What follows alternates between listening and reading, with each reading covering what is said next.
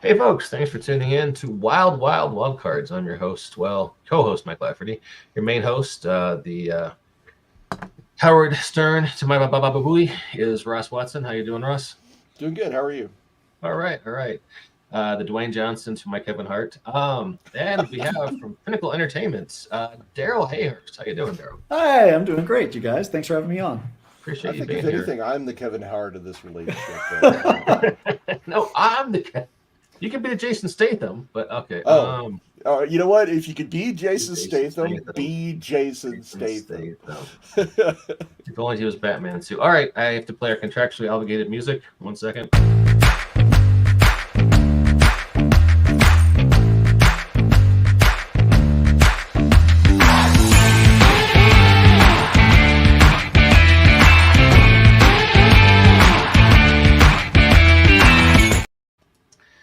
That little audio-visual panorama assures you, gentle viewer, that this is a high-quality, high-production value podcast. Only the finest, ethically sourced geeky conversations for your podcast listening pleasure. Nothing but the best. Nothing but the best. Let's get the work out of the way. tinyurl.com. Farted to Table podcast. What are you doing, Russ? It's artisanal. It's artisanal. It's handcrafted. It's bespoke. Yes, exactly. But by the way, bespoke is a thing inside our. We have a couple, like at least one person that like her eyes bleed whenever anyone says bespoke. So now, wow, like we will use that word in ways that it was not meant to be used, just to trigger that reaction. Hilarious. Look for a lot of bespoke solutions for all of our sales coming up. Fair enough. All right, thanks guys for stepping on my cheesy intro. We'll dive right into the show. I'm so Darrell's here to talk about Savage Worlds Sci-Fi Companion, which is on Kickstarter now. We made a tiny URL so we could say it on the air easily because we are pros. Right beneath Ross, tinyurl.com/Suede Sci-Fi will take you directly to the Kickstarter, which is going gangbusters there. You guys have just kicked down that goal. It is like shocking, like literally shocking. Like we're always trying to be careful with our expectations, and lately have always been pleasantly surprised. And this one was just like, wait, what? Like awesome. But we, like some of us suspected sci-fi. It was one of the, a lot of us, it was our favorite companion for last edition, and we've been waiting for it for a long time. So like it shouldn't be that much of a surprise that a lot of people have jumped on that, but it still is. Like, oh my God, people want it. Awesome. Well, let's talk about it. We are sharing the page. You guys are almost $250,000. We're at 237K. That would be a $4,000 goal. The one that we're always more impressed with is number of backers. And man, 2.4K, unbelievable. Yeah, that's insane for us. Like, hey, we just got one. Guess who that was? Did you back? I backed like a minute ago. So, I mean, it's only 6,000% funded. So, 2,500 backers. That's pretty great. Yeah, it is. It's again, everyone came for this one, and thank you all so much for doing so. And if you haven't yet, it's a good one. And you still got plenty of time to jump on that bandwagon. 18 days to go. Yep. So, well over 2 weeks. Hey, we have a commenter. Christopher Levy says, looking forward to it for Star Wars. Right on, brother.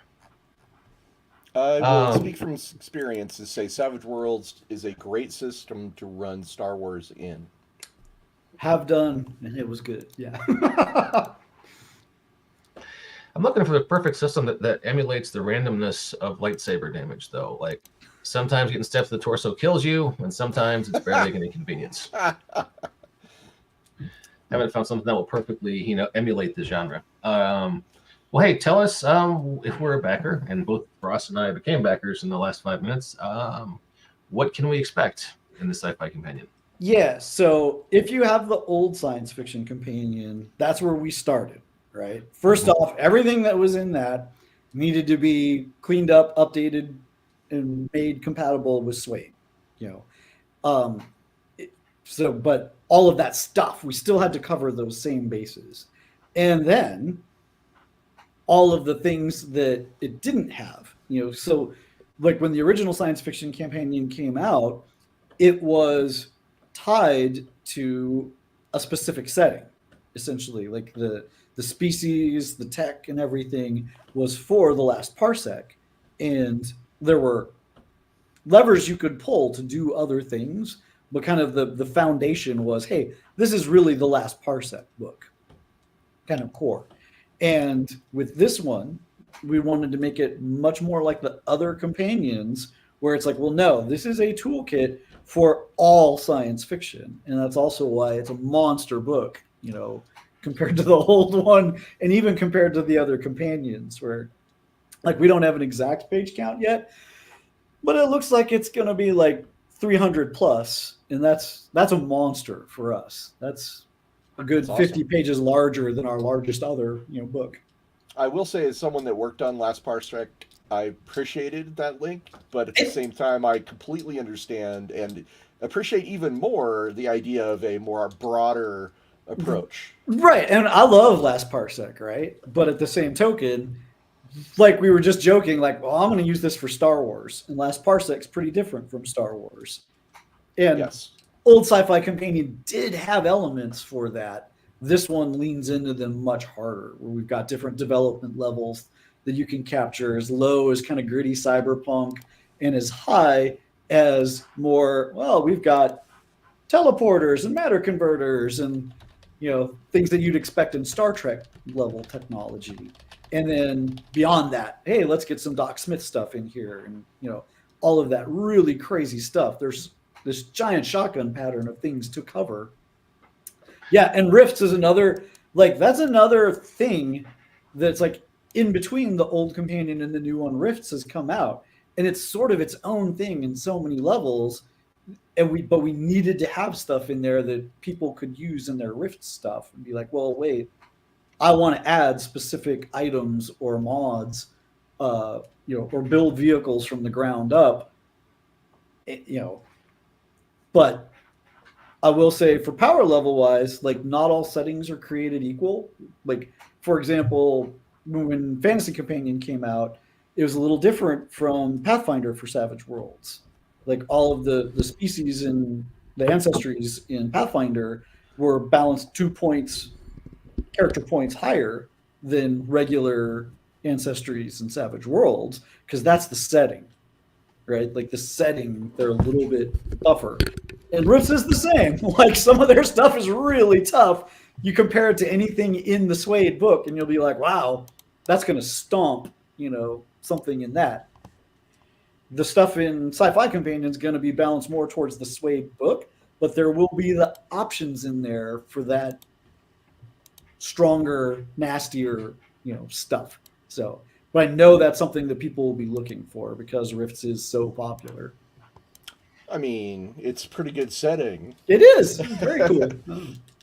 And Joe Stone, as you alluded to, he says can't wait to use it with Rifts. And Joe just subscribed to the podcast. So Joe, thank you very much. We certainly appreciate that. Oops. There. So we were before the show, we were talking about a lot of publishers are doing sci-fi settings. I know Ross over at Star Anvil, you guys have a big Dominions of Steel, right? Dominions of Steel, yeah. We've got a couple settings, actually. We've got Dominions of Steel, yes, but we also have Saints and Sinners. Saints and Sinners, yep. So just two off the bat are those two. Yeah, and the Sci-Fi Companion is going to be really useful for both of them. Right, and this was one of the reasons why we wanted to push to get it out, because there are settings like yours, like Tracy's Han Cluster, all of these aces have these science fiction settings, and we knew once Sci-Fi Companion came out, if your setting came out first, it'd be like, missed opportunities. Here are this new crunch that we could have played with, or that we did in a different way, and now we're offset, right? And we didn't want to do that to anyone, so we're kind of, getting it out there, for aces so that they can start finalizing their own products. And I think a slew of these are all going to come out like all at the same time. Yeah. Well, boy, I know I've got a bunch coming out this year. I'll probably be rushing to convert them, but it sounds like the PDF will be available sometime soon after the campaign's over, or is that? Yeah. So the plan is what we want to do. We are still playtesting and adding items, right? As we throw that wider net, and all the things that come up that didn't exist in the old one or weren't as strong a trope, like transhumanism and things like that. We're like, well, we got to bring all of that in, and significant work's been done, but we're going to work till the last minute, refining, playtesting, and all that, and then after the Kickstarter, we're going to get that version out to people, and it's going to go through a wider playtest, right, for the backers and things like that. And this is why the delivery time on this one is a little bit longer than our usual ones, because we found this happen with every companion where it's like, look, there is a period of 2 to 4 months where these new ideas are coming out and people start using them, and it's different when you got 1,000 people doing it than when you've got 10 people doing it. And we want to capture all that. We want to bring it in. We want to refine it again before we print. And then we've all experienced the madness of the current printing and transport schedules. So we knew there was going to be an extra couple months for that beyond the usual. So, but in the meantime, people will get to play with it, essentially. Maybe not the physical product, but a digital product. Awesome. I'm so excited about the Sci-Fi Companion. There's just a ton of good stuff in the last one for sure. And I'm excited to see what's available in this one. I can tell from the art already, it's got, some giant robots in it. It's got some spaceships, which, and the alien on the cover is just superb. Right? So well done. Yeah. Well, and the other interesting thing about this one is most of the companions are, and this one too, right? It's Shane, right? Like this is Shane's vision, but unlike a lot of the other companions, a lot of us got to borrow the keys to the car and then just do donuts in the parking lot with it. So I had time to put a bunch of stuff in. Sean Robertson from Rift got it and got to add his things to it. Mike Barbeau, brilliant designer, right? Got to put his touch on it. Oh man, I'm forgetting someone that got to play with it too. And I got a second round because I'm lucky. Brian Reeves, he got to add a bunch of stuff to it. So, and then Shane comes in and adds more and puts his unique stamp on it, right? So there's just so much there. And that's why this is kind of more book than we usually put out. All right, cool. Well, hey, I'm looking at the place on the Kickstarter page. We talked about what's new, Sci-Fi Companion. So let's assume we might have some listeners who haven't backed yet. If you wanted to sell them on this book, what's the cool and shiny coming with the new Sci-Fi Companion? So let's see stuff that I can talk about there. So one thing, we've got our vehicles, the various vehicles from powered armor to walkers to regular old vehicles to spaceships listed there. And one of the things that's really fun that we've worked so hard on is Fast Furious fun, right? You still have the modular builds that you had in the old one, but they're streamlined, they're simplified. You can make a solid ship in about 15 minutes and it still feels unique. That's one of our exercises that we did. Was we had 5 people sit down at the table and build we won't call it a TIE fighter, but we will say a light space fighter or whatever. And one that has twin ion engines, perhaps? Yeah, exactly. We're not, we didn't want to say that just so if somebody made a Z95 instead, okay, great. Your Star Wars lore. Maybe a little bit. And then, right. But what was cool was 15 minutes later, we all had a light fighter. And some of them were different. right? Like quite different. Like, oh, okay, that's not really a TIE fighter, but it is a light fighter, and that's cool. But either way, it was quick to do. And as a GM, like Savage Worlds is for people that just don't have the time to mess with it, right? Like I want an adventure that I can run, and if I don't have the time to prep, I want to be able to roll a couple of d6s and go. And this is like with that. But at the same token, if I want to for my setting, like I know Tracy's had to do this, like she's got a very unique spaceship that appears in it, and she went down and built it like component by component, and it came out pretty dang cool, right? So I'm very excited about that system, and I think we say something about it, so I can. But the other thing that I'm excited about for the vehicles is if you've ever played high-end vehicle combat, you know, like the tricky thing to manage is, all right, I've got toughness 85, armor 60, and I'm being hit by 10d12, 10d12 AP 40.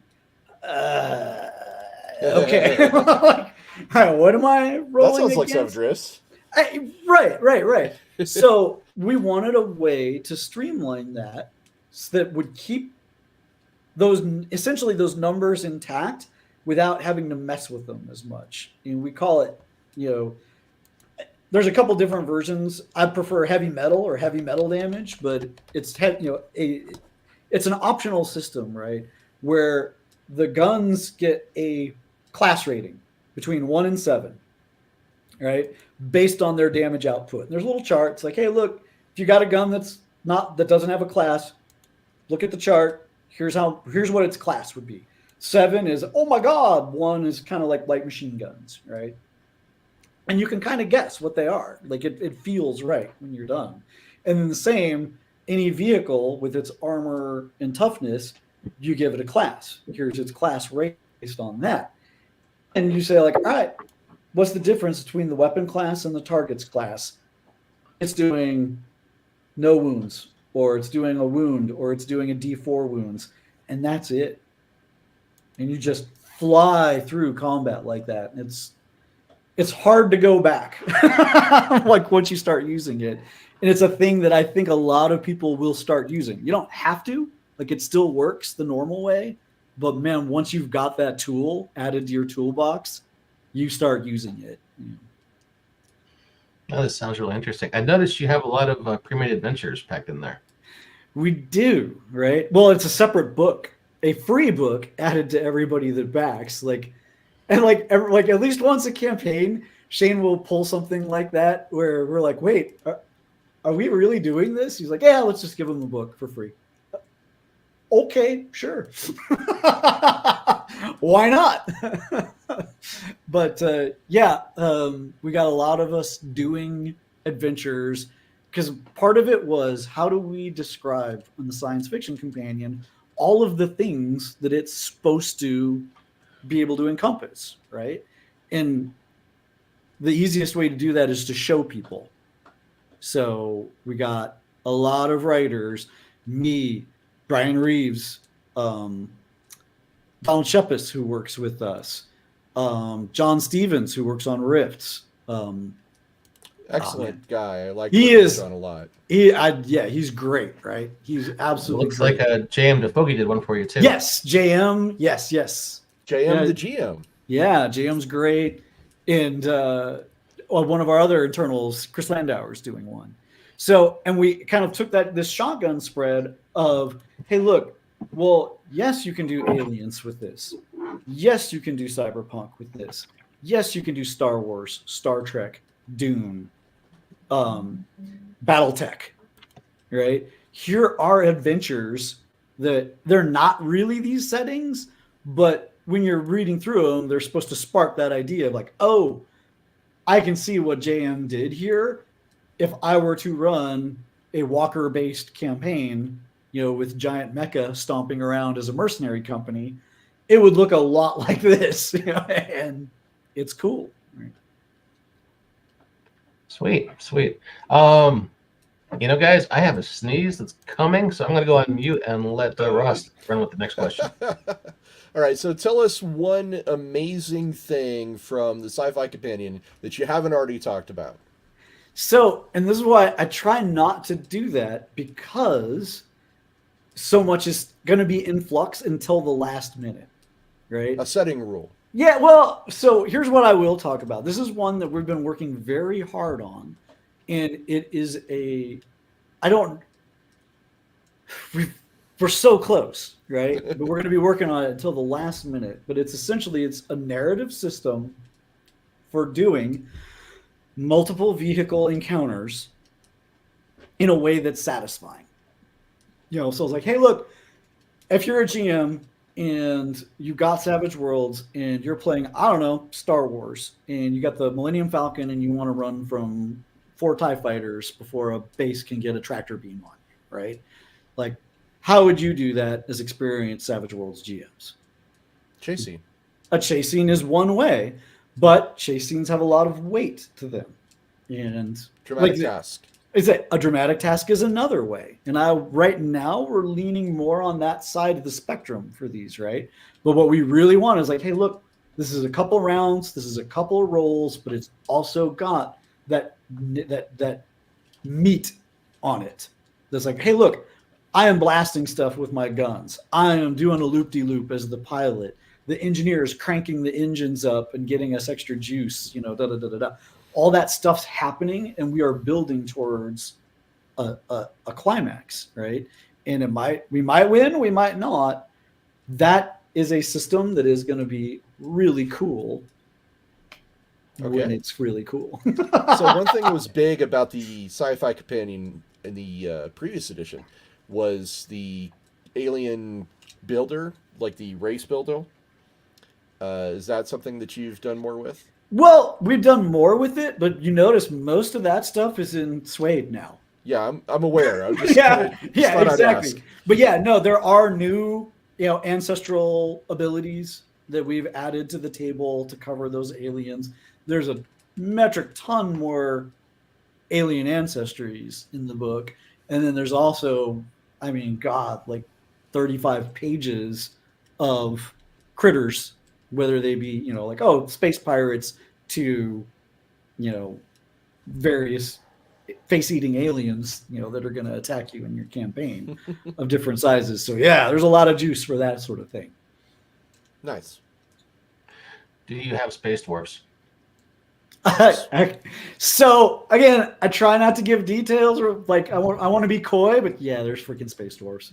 Starbeards. Starbeards. We absolutely have. Like, I've seen the art, so I know they're going to make it. They're going to make the cut. Nice. Shoot. I wonder if I should. God, I was going to publish Starbeards. Well, but here's the Go thing, ahead, right? Bro. That's just it. You can use the Sci-Fi Companion. Well, that, and it's just like Pathfinder for Savage Worlds has dwarves. Yeah. The Savage Worlds Fantasy Companion has dwarves, and they're different, right? There's different flavors of those. And there's different variations, and it's the same here, where it's like, hey, look, this is, in the broadest sense of what it would be, but you've got all of these tools to make it your own from there on. Speaking of tools, we got a question from Christopher Yes. Levy, I guess you pronounce it. Yes. And he says, the answer is yes. See if there is a good mod system that allows me to go back and mod gear from the other books also. The answer is yes. They say the mod system is still there. We have different vehicular frames that you can customize. And just like the other one, there will be like, hey, here's a kind of core ship, which may or may not be recognizable. And you can rip stuff off it and add things back on to make it your own. You can build from the ground up. The system it will be recognizable, but highly streamlined compared to My favorite mod gear is the Banhammer. And we have a question from Joe Stone. Joe Stone says, will there be a ton of edges like in the fantasy? There are many edges. I believe Fantasy Companion has more edges than science fiction at the moment, because science fiction, we have a lot more pages of gear. Cool. Is there a strong selection of cyberware? Oh yeah, there's a chapter on cyberware. Our new cyber psychosis stuff is really fun too, if you ask me. Christopher Levy says we'll be including gear in the core book. So it will not include gear from the core book because that's You already have the core book. That and I think maybe, and I could be wrong on, right? So there's a couple of items of futuristic gear, and we might actually reproduce the futuristic gear from Suede in there because it's like, look, it's +6 battle armor. It needs to be in here. It was also in Suede, but like it just exists, right? Yeah, but the companions don't replace the core book. They add on. They add on, but yeah, like that's one. Like I say, I know anything below futuristic, absolutely not. There might be a couple of items you've seen before if they've got different enhancements, flavors, whatever, different ways to do the same thing. Like, for example, I think and also they'll have the ways to customize them. So, for example, the vehicular laser appears in Suede, but it also appears in this because we have to give its mod cost in its damage class and things like that. So it's like, yeah, you've seen that laser before. The stats itself aren't different, but now we are listing it with that's a 2 mod install, and it's a damage class 3. Bam, It's a vehicle with a freaking laser beam attached to it. Right? Here's another kind of fun thing that's different in vehicular creation was before we would have fixed the rules were very open on how you would install things, and we would have to kind of counter rule like, oh, you just specifically can and can't do this one thing. Now what we do is the vehicular weapons have a minimum size, just like regular weapons have a minimum strength for characters. And that's how you avoid things like, oh, I'm going to put this, class 5 battle laser on a motorcycle. Hey, it's only 12 mods and a motorcycle's got 12, right? I guess technically. Like, well, no. That laser is minimum size 20, so don't try and put it. And you can put it on smaller stuff, but bad things happen when you do. So maybe you need a sidecar for the laser is what I'm hearing. Yeah, or like 20 sidecars will probably do. With 20 monkey sidekicks. 20. Would you like some microphone or some motorbike with your laser? But the nice thing is, like, that covers it very elegantly, and that's kind of an example of how that design process is streamlined now, where you're like, oh, cool, my motorcycle is size 2. If it's not size 1 or 2, I just can't put it on. Done. Fair enough. It occurs to me, we were talking before the show, and we were reminiscing about how great Arizona is. And it is so good. It is good out there. I like Arizona.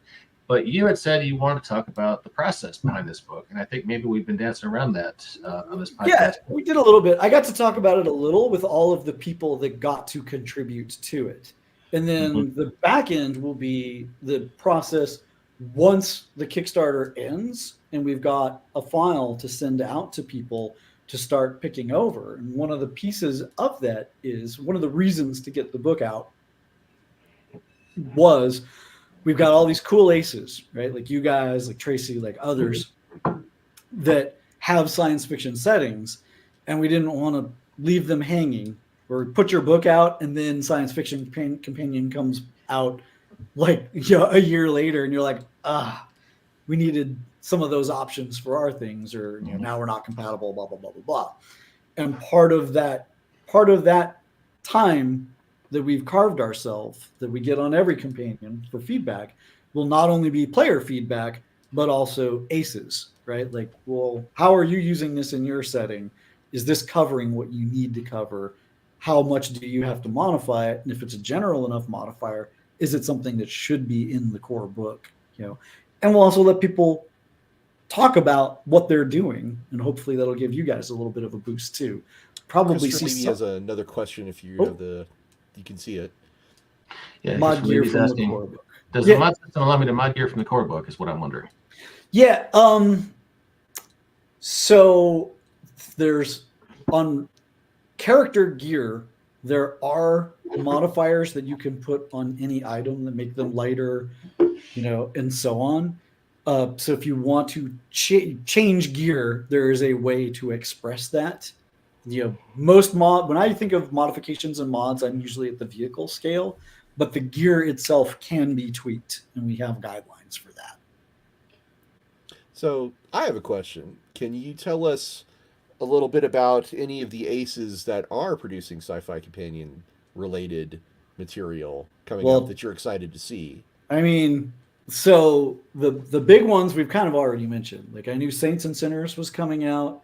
I knew Dominions of Steel was coming out, and that's totally my jam, right?